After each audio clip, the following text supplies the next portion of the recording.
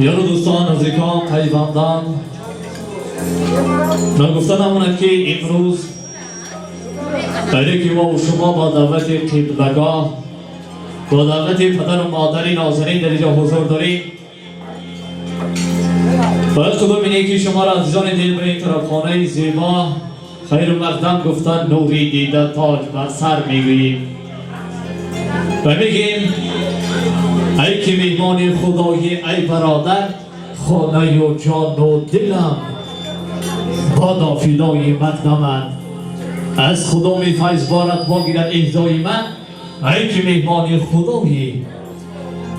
مرحبا بر جان من. چه دوستانی از میگویند که هر که میهمان را گرامی میکند کوشش در نیکنامی میکند دل که پر از مهر و وفا می شود آینه نوری خدا می شود.